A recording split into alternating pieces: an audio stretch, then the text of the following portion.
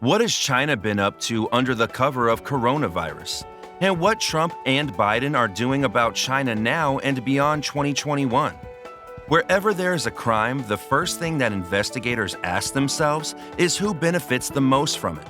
And in this case of the coronavirus pandemic, it's no secret that the economy that has thrived in 2020 is China.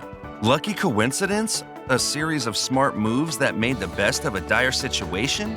Or is there true substance behind conspiracy theorists' notion that the coronavirus was engineered and released by China to be the perfect curtain behind which to unravel their master plans of world domination? Whichever the case, a series of events are definitely being set in motion, and in today's video, we'll analyze what China's been up to while everyone else is desperately trying to contain the spread of the virus. We'll see what Trump administration has done to counter the Red Giant's actions, as well as what President-elect Biden has in store come 2021. From economic policy to forced diplomacy to military actions, it seems that China is setting no limits when it comes to unseating the U.S. as the world's #1 superpower. And it could well start with an expansionist military invasion, as we'll see in a minute. But before we kick off this video, take a moment to subscribe and hit the like and bell icons for more upcoming videos. You'll be blown away by what we have coming up as we wrap up what has unmistakably been the worst year of the millennium so far. The Uyghurs crisis in Xinjiang, China's racist social agenda. While everyone is distracted by the coronavirus pandemic, Xi Jinping's China has ramped up its aggressions against the Uyghurs, a minority of predominantly Muslim Chinese nationals that live mostly in the border province of Xinjiang. It's something that can only be compared to Hitler's ethnic cleansing during the Holocaust, as the Communist Party is doing everything it can to completely crush and wipe out the Uyghur culture. In Xinjiang, Uyghurs are monitored 24/7 by the biggest network of public surveillance cameras in the country. Total lack of freedom, intervention, and surveillance of all online activity, phone calls, and movements are just some of the things Uyghurs suffer every day. Whenever someone so much as steps one toe out of line, they are immediately shipped to concentration camps or re-education camps, as Xi Jinping would call them.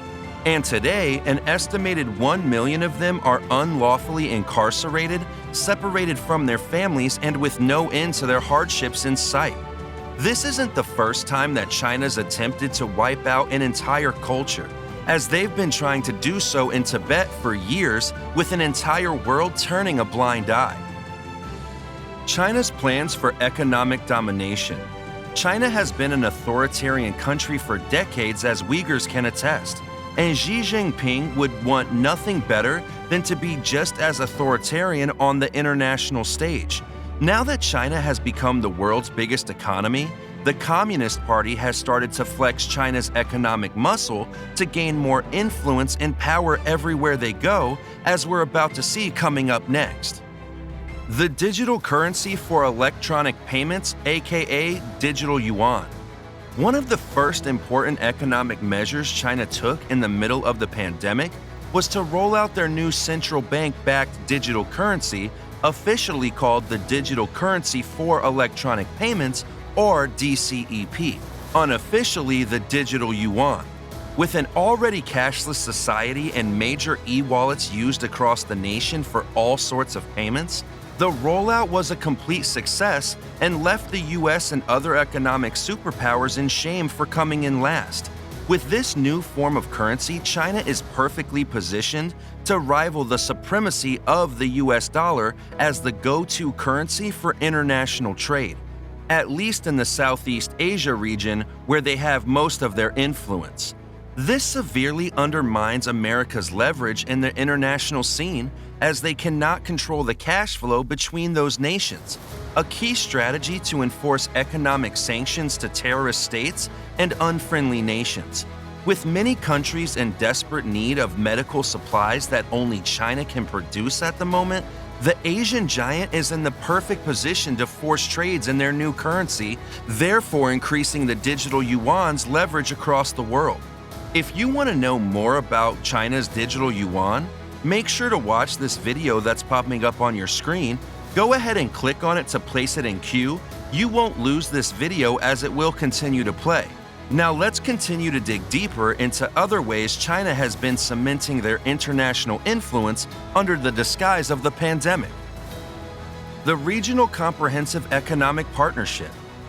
China recently spearheaded the creation of the world's largest trading bloc through the Regional Comprehensive Economic Partnership, a 15-nation trade agreement that covers a third of the world's market and that doesn't include the United States. Had it not been for a bad military incident that involved China and India, more on that in a second, the latter would have also been part of the agreement, making the group vastly bigger in influence and power.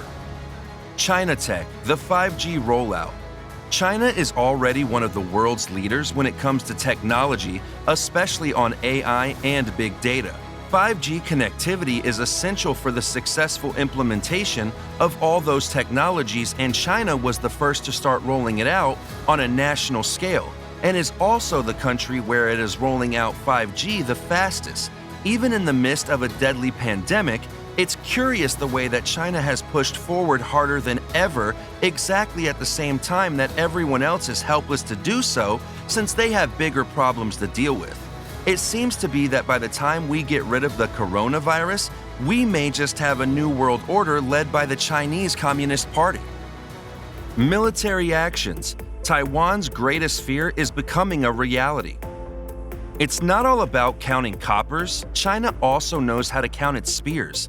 With 280 nuclear warheads, China is definitely a military threat worth considering, especially in light of increasing tensions between Washington and Beijing. No one knows this better than the Taiwanese people, who hold an annual air raid drill in preparation for a possible Chinese missile attack and invasion, something that has become increasingly likely in the past 4 years with the election of pro-independence president Tsai Ing-wen. Even though the threat has been there since 1971, there's a lot that points to things coming to a breaking point this year or the next. Pro-independence movements sparked the idea of a referendum in 2019 that raised China's alarms. Even though President Tsai doesn't see the need for a referendum, it seems that Xi Jinping isn't taking any chances and he's treading the warpath. He issued a public statement saying that the reunification of Taiwan with the mainland is imminent. He's beefing up the PLA's DF-17 missile base in the Taiwan Strait and developed their S-400 Triumph air defense system. He ordered troops stationed at the base to remain on high alert. The PLA is sending Chinese bombers to Taiwan's airspace, and it's holding military exercises practicing for an invasion to take control of Taipei. Is it all just an act trying to bully Taiwan back in line? Or will it be precisely now when China finally decides to attack, while the US, as Taiwan's most important ally, transitions to a president who is believed to be soft on China during his 40-plus years political career? This is just the tip of the iceberg. So if you want to know more about why and when this could all go down, make sure to keep watching because we'll get back to Taiwan in just a moment. Border clash between China and India. It's not only Taiwan that's feeling the menace of the crouching tiger. Hong Kong has also suffered recent attacks due to a new security law passed in late June 2020 by the Communist Party that gives Chinese security personal jurisdiction in the city and also established a broad set of new penalties that strip Hong Kongers of ever more civil rights and freedom. What's more is that as recently as June, while the pandemic's first wave raged, there was a clash between Indian and Chinese troops in the Himalayan border that resulted in 20 dead Indian soldiers. While the issue didn't escalate, it shows a People's Liberation Army that is steadily becoming bolder and more reckless, something that could become seriously dangerous if it should continue. So what is the US doing to fight back when the world faces a growing threat from China? Trump's China crackdown.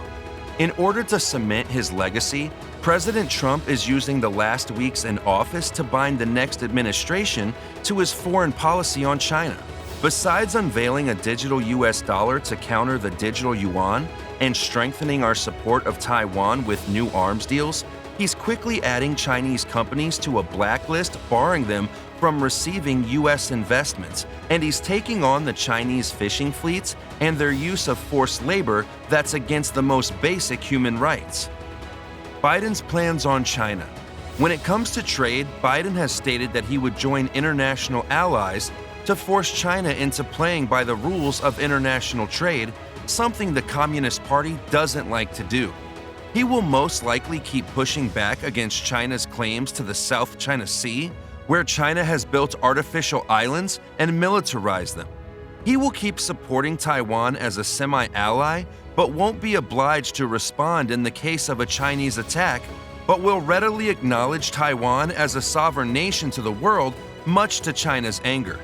Finally, in terms of human rights, Biden's administration already labeled China's handling of Uyghurs as genocide, and Biden seems willing to enforce democracy and civil liberties in Hong Kong.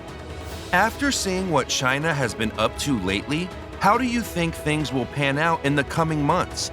Do you think that China will keep taking advantage of the world until nations come together to push back? Do you think that Biden will be able to steer the ship in the right direction? Let us know in the comment section below. And don't forget to like, subscribe, and hit that bell icon to stay up to date on many new predictions on what's to come as we head into 2021 and put 2020 behind us. Also, if you want to go deeper into the China-Taiwan crisis and see how likely it is for China to pull out all the stops and invade the island nation, don't miss the next video that's showing up on your screen right now. There we do an in-depth analysis of China's most recent military exercises in the South China Sea and the Taiwan Strait. Until then, thanks for watching.